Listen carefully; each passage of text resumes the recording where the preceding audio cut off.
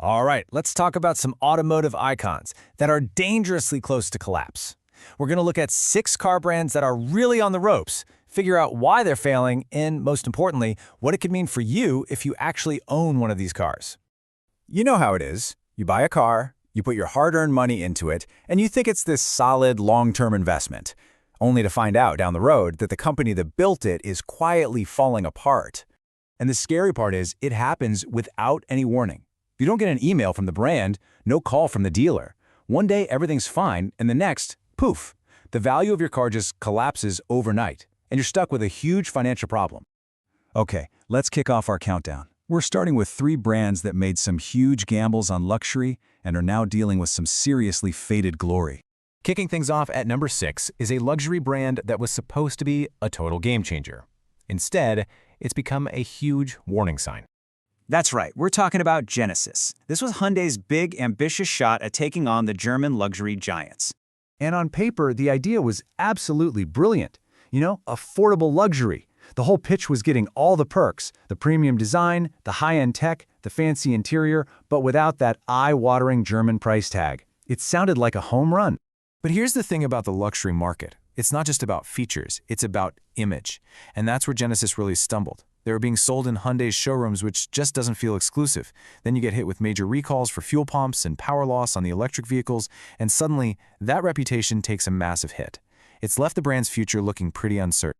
Coming in at number 5, we have a brand whose name was, for decades, synonymous with prestige and timeless British elegance. Jaguar. Man, there was a time when owning one was a real statement, but today, that statement is getting quieter and quieter. I mean, just look at the story here. The Jaguar of the past was all about status, class, and that iconic leaping cat logo. The Jaguar of today, well, it feels like a brand being kept afloat entirely by Land Rover. Its showrooms are empty because they've bet the entire farm on this ultra-luxury EV future, but the first new model isn't coming until 2026. It's a massive risk that's left dealers with nothing to sell, and they even dropped their famous logo for a rebrand that just feels flat. All right, next up at number 4 is a Japanese brand that used to be an absolute cultural icon for car enthusiasts. Now, it's a shadow of its former self. I'm talking about Mitsubishi. If you remember their incredible rally cars and their toughest nails SUVs from the early 2000s, the brand you see today is almost unrecognizable. And its breakdown was just brutal and very, very public. First came the scandals about them covering up mechanical defects. Then, it got even worse when they were caught faking fuel economy data on a massive scale. Trust was completely shattered. Nissan had to step in just to keep them from going under. But today's lineup is thin, it's outdated, and it just can't compete. It's a historic badge on cars that frankly just don't live up to the legacy. So now we're moving on to a couple of automotive giants that are, to put it bluntly, on life support. And at number 3, we have a brand that once proudly positioned itself as the pinnacle of driver's luxury. Infiniti. For a while, it really looked like Japan's answer to BMW. They had powerful engines, great handling, and they built this really loyal, passionate following. But then, well, then everything changed. They completely abandoned their performance roots and just got lost in a super crowded market. The result? Predictable. Sales absolutely tanked. Dealerships started closing. And now, they're retreating back into Nissan showrooms.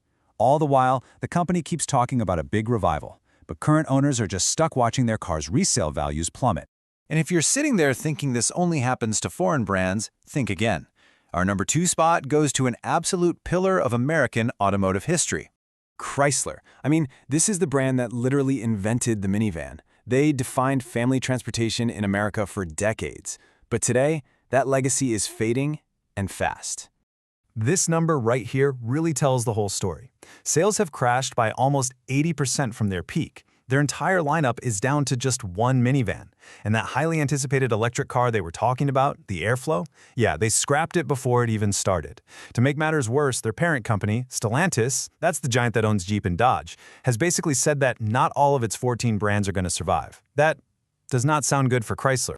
And now for our number 1 spot. This is the one that's truly shocking because it's a brand that still sells a ton of cars. And that's what makes its behind-the-scenes fight for survival so unbelievable.